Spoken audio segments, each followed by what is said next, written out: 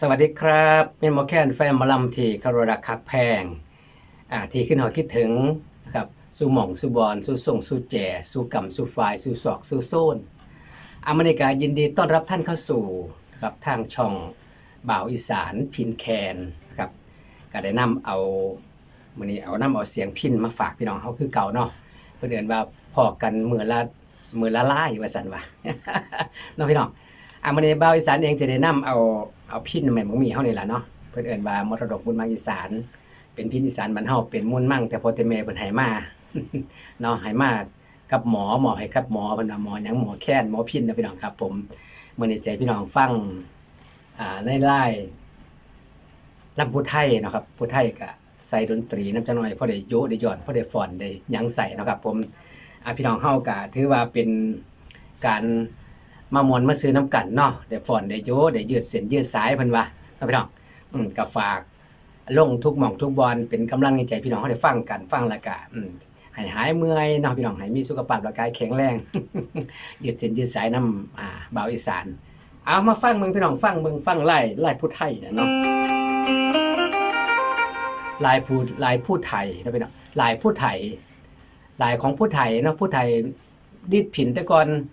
หลงควางเสาหลงควางเข็นฝ้ายเข็นเพ้อนี่แหละเนาะอันนี้เว้าเป็นภาษาผู้ไทย นะพี่น้องก็ขอบพระคุณอย่างสูงกันเด้อที่สำหรับแฟนๆเฮาที่ติดตามรายการนะครับบ้านในกระใจให้พี่น้องเฮาได้ฟังลายผู้ไทยนะพี่น้องนะฟังมันก่อน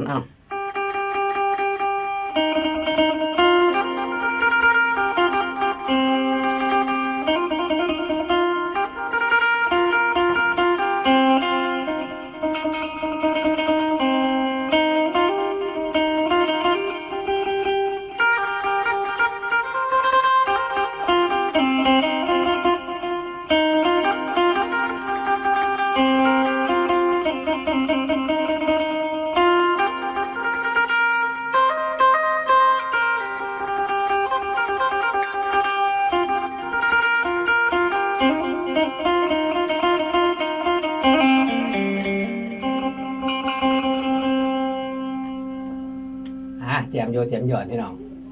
มวน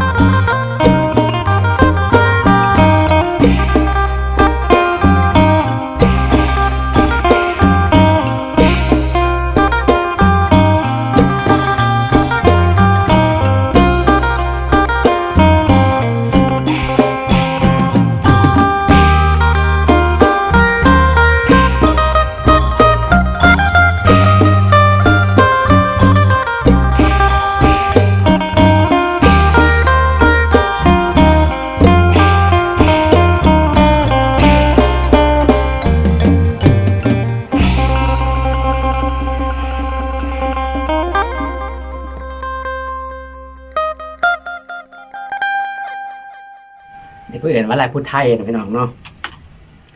ลายผู้ไทยผู้ไทยหน่อผู้ไทยกระเลิงผู้ไทยยังกระบาไปนะครับนี่เป็นเพื่อนลายผู้ไทยพื้นฐานแล้วก็ฮักกะเพื่อนว่าเป็นประเพณีของเผ่าผู้ไทยเพิ่นบ่ว่าสิลงควงเข็นฝ่ายบ่ว่าสิลงควงตำหูตำศาสตร์เนาะแต่สมัยก่อน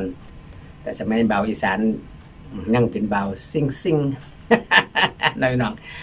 งหนาวมากยังมาแรงหาล้อเล่นสาวไปเนี่ยพินไปหาดีทาไปเน่ทาไปเน่สาวเอ้ยขันแม่นสาวบ่ทาสิไปทาแม่นผู้ใดเด้นอ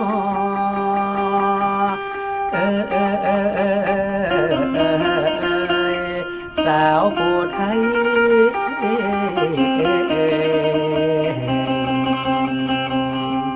กันแล้วนะพี่น้อง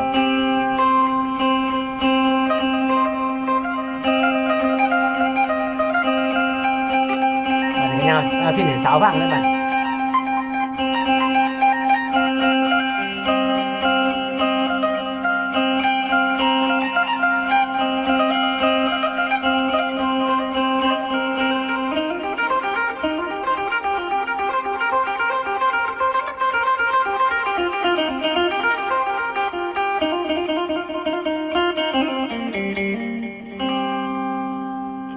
เด็กแน่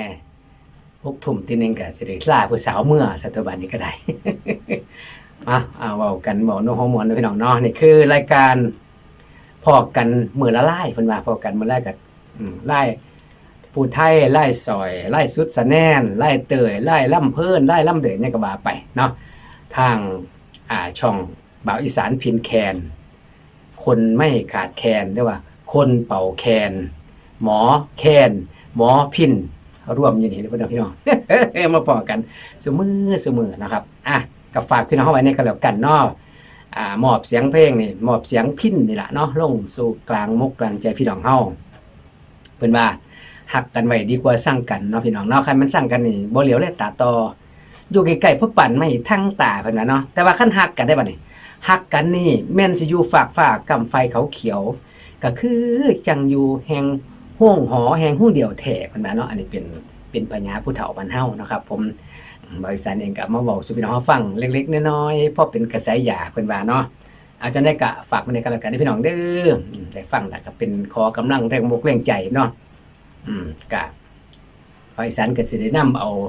คลิปมาให้พี่น้องเฮาได้ฟังกันว่าสิเป็นแคนเป็นซ้อเป็นปีเป็นดนตรีอีสานบ้านเฮาเนาะโป่งล่างหรือว่าเป็นลายดนตรีอีสานบ้านเฮาเนาะญะนี่แหละเนาะพี่น้องแล้วก็พี่น้องเฮาก็คอยติดตามทุกคลิปทุกช็อตกันแล้วกันเนาะครับเอาซ้ำนี่ซะก่อนเนาะจังมาพอกันในคลิปต่อไปคลิปนี้ก็ถือว่าเอาไว้สนุกก่อนกันแล้วกันพี่น้องเฮาอย่าเสียลืมกันเด้อพี่น้องเด้อบายอีสานเนาะ ติดตามเป็นกำลังแรงใจก็ขอบคุณเป็นอย่างสูงกันแล้วกันเนาะที่ทุกท่านได้มีความกรุณามีความเมตตามีความรักความสงสารบายอีสานนี่แหละเราดีพี่ให้ฟังแล้วก็กดไลค์กดแชร์ให้เราในว่าซั่นบ่เนาะพี่น้องเนาะก็สิมอบเสียงพินจะแค่นแล้วมาตอบแทนมาให้พี่น้องได้ฟังกันเพิ่นว่าคลายเหงาเนาะพี่น้องคลายเหงาไม่เศร้านะคลายเหงาไม่เศร้าทุกข์ บ่มีทุกข์มีโศกมีแต่ความมื่นความมีแต่ความม่วนความซื่นมีแต่ความมื่นความซอน มีแต่ความม่วนความซื่นนะพี่น้องเนาะไปพอกันในคลิปต่อไปคลิปนี้ก็ขอให้แฟนๆเฮาทุกๆท่านเนาะแฟนเพจ Facebook หรือว่าแฟนชาว YouTube เนาะจากช่องบ่าวอีสานพินแคนก็ให้มีสุขภาพร่างกายแข็งแรงกินข้าวแซ่บนอนหลับฝันดีฝันเด็ดตัวดีๆนะพี่น้องครับแต่หลังวันพุ่นละยังเพิ่นว่าได้เห็นมันแบบว่าหลับลอยเนาะช่วงนี้ก็เลยเคินกันแล้วกันนะพี่น้องเด้อเขียนเอาไว้สนุกกันแล้วกันสวัสดีครับพอกันในคลิปต่อไปนะพี่น้องเนาะ